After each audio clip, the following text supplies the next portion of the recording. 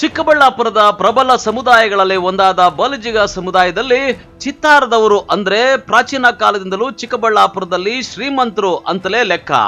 ಇವರ ಪೂರ್ವಜರು ಊರಿನ ಮೇಲೆ ಆ ಕಾಲದಲ್ಲೇ ಹಿಡಿತ ಸಾಧಿಸಿದ್ರು. ಇವತ್ತಿಗೂ ನಗರದ ಬಹಳಷ್ಟು ಕಡೆ ಚಿತ್ತಾರ ಫ್ಯಾಮಿಲಿ ಅಂದ್ರೆ ಅವರ ಶ್ರೀಮಂತಿಕೆಗೆ ಒಂದು ಗತ್ತು ಗಾಂಭೀರ್ಯ ಇದೆ. ಆದ್ರೆ ಇದೇ ಚಿತ್ತಾರದ ವಂಶಕ್ಕೆ ಸೇರಿದ ಈ ವ್ಯಕ್ತಿ ನೋಡಿ, ಹೀಗೆ ಬೀದಿ ಬದಿ ಕುಳಿತು ಅನಾಥನಂತೆ ಬೀದಿಯಲ್ಲೇ ತಿಂಡಿ ತಿಂದು ಪ್ರತಿಭಟನೆ ಮಾಡ್ತಾ ಇರೋದನ್ನ. ಇನ್ನು ಪಕ್ಕದಲ್ಲೇ ಇರೋ ಈ ಹಣ್ಣು ಮುದುಕಿ ಈತನ ತಾಯಿ. ಮಗನ ಹೋರಾಟಕ್ಕೆ ಈ ಇಳಿ ವಯಸ್ಸಿನಲ್ಲೂ ಬೆಂಬಲವಾಗಿ ನಿಂತು ಕಣ್ಣೀರು ಸುರಿಸ್ತಾ ಇದ್ದಾಳೆ. ಇಷ್ಟಕ್ಕೂ ಇವರ ಸಮಸ್ಯೆ ಏನು ಅಂದ್ರೆ, ಈತನಿಗೆ 2 ಕಿಡ್ನಿ ವಿಫಲವಾಗಿ ಬದುಕೋಕೆ ಹೆಣಗಾಡ್ತಿರೋ ಈತನಿಗೆ ಹಸಿವಾದಾಗ ತುತ್ತು ಅನ್ನ ಬೇಕಿದೆ. ತನ್ನ ರೋಗಕ್ಕೆ ಸಾಂತ್ವನ ಹೇಳಿ ಸಂತೈಸುವ ಆರೈಕೆ ಬೇಕಿದೆ. ಆದ್ರೆ ಈತನಿಗೆ ಮದುವೆಯಾಗಿ ಸಂಸಾರವೇನೋ ಇದ್ರೂ ಈತನ ಪತ್ನಿ ಈತನನ್ನ ಮನೆಯಿಂದ ಹೊರಗಟ್ಟಿ ವರ್ಷಗಳೇ ಕಳೆದಿವೆ. ಅದೂ ಈತನ ಆಸ್ತಿಯನ್ನ ಕೋರ್ಟ್ ಮೂಲಕ ತನ್ನ ಮಕ್ಕಳ ಹೆಸರಿಗೆ ಬರೆಸ್ಕೊಂಡು ಅಂತ ಈ ವ್ಯಕ್ತಿ ಆರೋಪಿಸ್ತಾ ಇದ್ದಾರೆ. ಹೌದು, ಈತನ ಹೆಸರು ಚಿಕ್ಕಬಳ್ಳಾಪುರದ ಆಗರ್ಭ ಶ್ರೀಮಂತರಲ್ಲಿ ಒಬ್ಬರಾಗಿದ್ದ ಚಿತ್ತಾರದ ಶ್ರೀನಿವಾಸಯ್ಯನ ಮಗ 60 ವರ್ಷದ ವಿಶ್ವನಾಥ್ ಬಾಬು ಅಂತ. ಈ ವಯೋವೃದ್ಧ ಮುದುಕಿ ಈತನ ತಾಯಿ 85 ವರ್ಷ ವಯಸ್ಸಿನ ರತ್ನಮ್ಮ.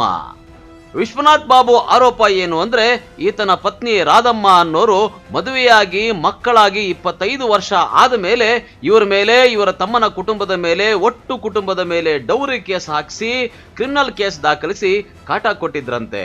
ಡೌರಿ ಆಕ್ಟ್ ನಲ್ಲಿ ಹಾಕಿರುವ ಕ್ರಿಮಿನಲ್ ಕೇಸ್ ವಾಪಸ್ ತೆಗೆಸಬೇಕು ಅಂದ್ರೆ ಇಡೀ ಆಸ್ತಿಯನ್ನ ತನ್ನ ಹೆಸರಿಗೆ ಬರ್ಕೊಡ್ಬೇಕು ಅಂತ ಬೆದರಿಕೆ ಹಾಕಿದ್ರಂತೆ.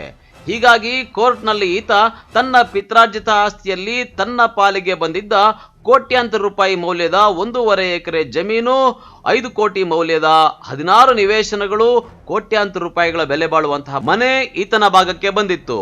ಬಂದಿರೋ ಆಸ್ತಿಯನ್ನ ವಿಶ್ವನಾಥ್ ಬಾಬು ತನ್ನ ಪತ್ನಿಯ ಮೂಲಕ ತನ್ನ ಮಕ್ಕಳಾದ ರಂಜಿತಾ ರಕ್ಷಣ್ಗೆ ಬರ್ಕೊಟ್ಟಿದ್ದಾರಂತೆ. ಆಸ್ತಿಯ ಮೇಲಿನ ಹಕ್ಕನ್ನ ಈತನ ಮಕ್ಕಳ ಹೆಸರಿಗೆ, ಮಕ್ಕಳ ಪೋಷಕಳಾಗಿ ಪತ್ನಿಯ ಹೆಸರಿಗೆ ಹಕ್ಕು ತ್ಯಾಗ ಮಾಡದಂತೆ ಬರೆಸಿಕೊಂಡಿದ್ರು ಸಹ ತನ್ನ ಪತ್ನಿ ರಾಧಮ್ಮ ರೋಗಿಷ್ಠನಾಗಿರುವ ತನ್ನ ಆರೈಕೆಯ ಸಮಯಕ್ಕೆ ಕನಿಷ್ಠ ಊಟವನ್ನಾಗ್ಲೇ ಕೊಡ್ತಾ ಇಲ್ಲ. ತನಗೆ ನ್ಯಾಯ ಬೇಕು ಅಂತ ಆತ ಒತ್ತಾಯಿಸ್ತಾ ಇದ್ದಾನೆ.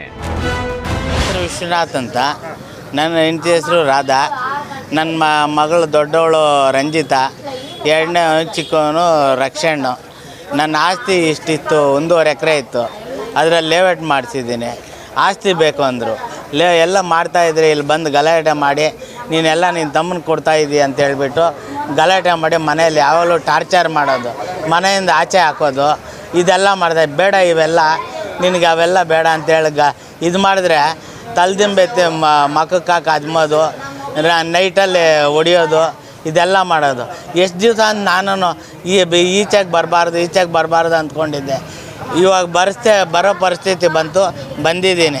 ಇವಾಗ ಎಲ್ಲ ಸೈಟು ಎಲ್ಲ ಬರೆಸ್ಕೊಂಡು ನಿನ್ನ ಮೆತ್ತಿಗೆ ನೀನು ನನ್ನ ಎಲ್ಲ ನೋಡ್ಕೊತೀನಿ, ಮಾತ್ರೆ ಕೊಡ್ತೀನಿ ಅಂತ ಹೇಳ್ಬಿಟ್ಟು ಇವಾಗ ಆಚೆ ಆಗಿಬಿಟ್ಟಿದ್ರೆ ನಾನು ಎಲ್ಲಿ ಸರ್ ಹೋಗೋದು, ಎಲ್ಲಿ ಮಾಡೋದು? ಇವ್ರಿಗೆಲ್ಲ ನ್ಯಾಯ ಕೊಟ್ಟಿದ್ದಕ್ಕೆ ತಾನೇ ಇವತ್ತು ನನಗೆ ಈ ಆಚೆಗೆ ಹಾಕಿರೋದು. ಇಲ್ಲದೆ ದುಡಿಯೋಕ್ಕಾಗಲ್ಲ. ಇವಾಗ ಎರಡೂ ಇದಾಗಿದೆ, ಕಿಡ್ನಿಗಳು ಫೈಲೂರ್ ಆಗಿದೆ. ಎಲ್ಲಂತ ಮಾತಾಡೋದು, ಎಲ್ಲಂತ ಹೋಗೋದು, ಒಬ್ಬೊಬ್ಬರಾದ್ರೆ ಯಾರ ಹತ್ರ ಅಂತ ಕಾಸು ಇಸ್ಕೊಳ್ಳೋದು ಸರ್. ಅವರು ಇವ್ರು ಕೊಡೋದನ್ನ ಎತ್ಕೊಂಡು ಹೋಗೋದು, ಮಾತ್ರೆ ತಗೊಳ್ಳೋದು, ಅವೆಲ್ಲ ಹೇಳೋಕ್ಕಾಗುತ್ತಾ ಸರ್? ಬೀದಿಯಲ್ಲಿ ಬಂದು ಏನೋ ಬಾಡಿಗೆ 40,000 ಬರುತ್ತೆ. ಈ ಥರ ಎಲ್ಲ ಟಾರ್ಚರ್ ಮಾಡಿ ಅವನ ತಮ್ಮ ಅವನು ಅಲ್ಲಿಂದ ನಿನ್ನ ಎತ್ತಿಸ್ಬಿಡ್ತೀನಿ, ಅದು ಮಾಡ್ತೀನಿ, ಇದನ್ನು ಮಾಡ್ತೀನಿ ಅಂತ ನಮ್ಮಿಬ್ಬರನ್ನು ಮರ್ಡರ್ ಮಾಡಿಸ್ತಾನಂತೆ ಅವನು. ಅವ್ರ ತಮ್ಮ ನರೇಂದ್ರ ಬಾಬು ಅಂತ, ನವೀನ ಅಂತ, ಅವರು ಇನ್ಸ್ಪೆಕ್ಟ್ರು ನೆಲಮಂಗಲದಲ್ಲಿ. ಅವರು ಹೊನ್ನೇಗೌಡ ಮನೆ ಬಂದು ಇಲ್ಲಿ ಮನೆ ಹತ್ರ ಬಂದಿದ್ರು. ಮೊನ್ನೆ ಅವ್ರು ಇದ್ದಾಗ ಬೂಟಲ್ಲದ್ದು ಎಳ್ಕೊಂಡು ಬಂದಿದ್ದಾರೆ ಮೊನ್ನೆ ವಾರದಲ್ಲಿ. ಈಗಾಗ ನನಗೆ ಕಾಸಿಲ್ಲ, ನನ್ನ ಮಾತ್ರೆಗಳಿಗೆ ದುಡ್ಡಿಲ್ಲ, ನನ್ನ ಊಟಕ್ಕಿಲ್ಲ. ನಮ್ಮ ತಾಯಿ ಬರೋ ಇದರಲ್ಲಿ ಪೆನ್ಷನಲ್ಲಿ 1,000 ರೂಪಾಯಲ್ಲಿ ಆಯಮ್ಮಂದು ನಂದು ನೋಡ್ಕೋಬೇಕು.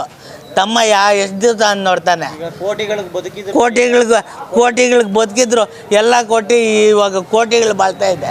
ಅಲ್ಲಲ್ಲ, ನೀವು ಕೋಟಿಗಳಿಗೆ ಬದುಕಿದ್ರಿ ಈಗ ಅನ್ಕೊಂಡಿಲ್ಲ ಸರ್, ನಾನು ಕೋಟಿಗಳಿಗೆ ಬರ್ತೀನಿ ಈ ಥರ ನಾನು ಅಂದ್ಕೊಂಡೇ ಇರಲಿಲ್ಲ.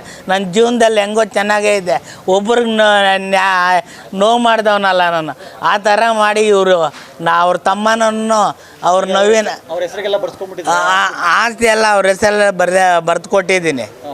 ಬರೆದು ಕೊಟ್ಟು ಆಚೆಗೆ ಹಾಕಿದ್ದಾರೆ ಇವಾಗ ನನ್ನ ಊಟ ನೀರು. ಆಗ ಹಿಂಗೆ ಎತ್ಕೊಂಡು ತಟ್ಟೆಗೆ ತಿನ್ನೋಕೆ ಹೋದರೆ ತಿನ್ನಗಂಟು ಸುಮ್ಮನೆ ಇದು ತಟ್ಟೆ ಆಚೆ ತಳ್ತಾರೆ. ಮಗಳ ಮೇಲೆ ಏನೋ ಇದು ನಾನು ಸುಮ್ಮನೆ ಹಿಡ್ಕೊಂಡೋಗಿ ಹೋಗಿದ್ದೀನಿ, ತಟ್ಟೆಗೆ ಹುಚ್ಚೆ ಹಟ್ಟಿದ್ದೀನಿ, ಏಲು ಹಟ್ಟಿದ್ದೀನಿ ಎಲ್ಲ ಅಂತ ಎಲ್ಲ ಹೇಳಿದ್ದಾರೆ. ಇವಾಗ ಹೊಲ್ಟೋ ತಟ್ಟೆ ಇದು ಮಾಡಿಬಿಟ್ಟು ಇವಾಗ ಬೆಳಗ್ಗೆ ಚಪ್ಪಲಿ ತೋರಿಸಿದ್ದಾಳೆ. ಚಪ್ಪಲಿ ತಗೊಂಡು ಹೊಡಿತೀನಿ ನನ್ನ ಮಗನಿಗೆ ನಾನು ಮಾತಾಡಿದ್ರೆ ಅಂತ.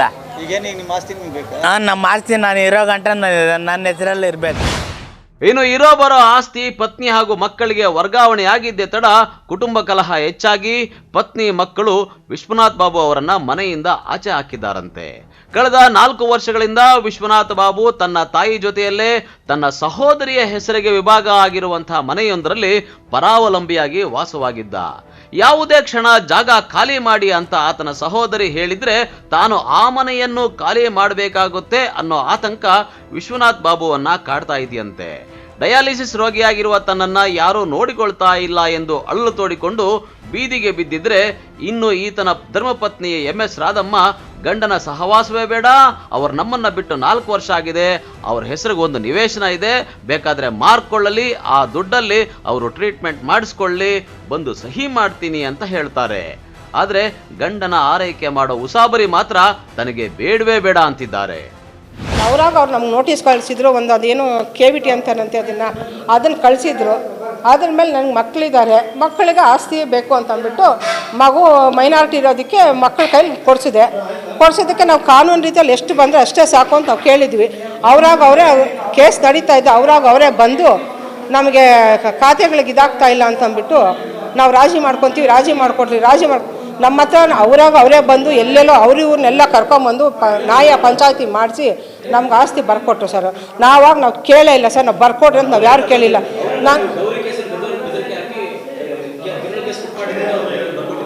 ಸರ್ ನಮ್ಮನ್ನು ಮನೆಯಿಂದ ಆಚೆ ಹಾಕಿರೋದಕ್ಕೆ ಆ ಅಜ್ಜಿ ಎಷ್ಟು ಬಂದರೆ ಮನೆ ಹತ್ರ ಬಂದರೆ ಅದು ಸರ್ ವಿಡಿಯೋ ಇದೆ, ಅದನ್ನೆಲ್ಲ ಸ್ಟೇಷನ್ಗೆ ಇದು ಕೋರ್ಟ್ಗೆ ಕಳಿಸಿ ಕೊಟ್ಟಿದ್ದೀವಿ ಸರ್ ನಾವು. ಅದನ್ನು ಏನಂತ ಇದು ಏನು ಮನೆಗೆ ಬಾಗಿಲಿಗೆ ಅಡ್ಡ ಕೂತ್ಕೊಂಡ್ಬಿಟ್ಟು ಮನೆ ಒಳಗೆ ಬಂದರೆ ರಕ್ತ ಸೋರಿಸ್ತೀನಿ ಯಾರಾದರೂ ಮನೆಯೊಳಗೆ ಬಂದರೆ 11:15 ಗಂಟೆ ರಾತ್ರಿಯಲ್ಲಿ ಕಳಿಸಿದ್ದೀವಿ.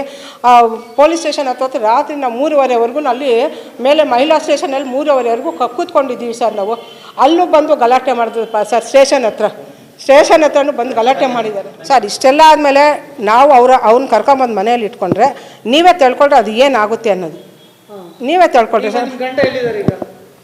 ಅವರು ತಮ್ಮನ ಮನೆಯಲ್ಲಿ ಇಲ್ಲ ಅವ್ರ ತಾಯಿ ಮನೆಯಲ್ಲಿ ಇರ್ತಾರೆ ಸರ್. ಇನ್ನು ಈ ಕೌಟುಂಬಿಕ ಸಮಸ್ಯೆಯನ್ನ ಮುಂದೆ ಇಟ್ಕೊಂಡು ವಿಶ್ವನಾಥ ಬಾಬು ಹಾಗೂ ಆತನ ತಾಯಿ ರತ್ನಮ್ಮ ಬೀದಿಯಲ್ಲಿ ಕುಳಿತು ಆಕ್ರೋಶ ವ್ಯಕ್ತಪಡಿಸಿದ ಕಾರಣ ಚಿಕ್ಕಬಳ್ಳಾಪುರ ನಗರ ಠಾಣಾ ಪೊಲೀಸರು, ತಹಸೀಲ್ದಾರು, ಉಪವಿಭಾಗಾಧಿಕಾರಿಗಳು ಸಾಂತ್ವನ ಮಾಡಿದ್ರು. ಕೊನೆಗೆ ಚಿಕ್ಕಬಳ್ಳಾಪುರ ಉಪವಿಭಾಗಾಧಿಕಾರಿ ಅಶ್ವಿನ್ ಅವರು ವಿಶ್ವನಾಥ್ ಬಾಬು ಪತ್ನಿ ರಾಧಮ್ಮನನ್ನ ಕರೆಯಿಸಿ ಬುದ್ಧಿ ಹೇಳಿದ್ರು. ಆಕೆ ಯಾರಿಗೂ ಜಗ್ಗಲಿಲ್ಲ, ಬಗ್ಗಲಿಲ್ಲ. ಅವ್ರ ಕುಟುಂಬ ಅವರ ಆಸ್ತಿ ಏನಾದ್ರೂ ಮಾಡಿಕೊಳ್ಳಿ, ಆದ್ರೆ ಇಷ್ಟೆಲ್ಲ ಆಸ್ತಿ ಕೊಟ್ಟವನಿಗೆ ಕಡೆಗಾಲದಲ್ಲಿ ತುತ್ತು ಊಟಕ್ಕೂ ಮಾನವೀಯತೆಗೆ ಬರ ಬಂತ ಅಂತ ಊರಿನ ಜನ ಬೀದಿಯಲ್ಲಿ ಮಾತಾಡ್ಕೊಳ್ತಿದ್ದಾರೆ. ಯಾರಿಗೆ ಯಾರುಂಟು ಎರವಿನ ಸಂಸಾರ, ನೀರ ಮೇಲಿನ ಗುಳ್ಳೆ ನಿಜವಲ್ಲ ಹರಿಯೆ ಅಂತ ದಾಸರು ಅಷ್ಟಿಲ್ದೆ ಹೇಳಿದ್ರ. ಕ್ಯಾಮರಾ ಪರ್ಸನ್ ಪ್ರವೀಣ್ ಜೊತೆ ಕಳವಾರ ಅರುಣ್, MMTV ನ್ಯೂಸ್, ಚಿಕ್ಕಬಳ್ಳಾಪುರ.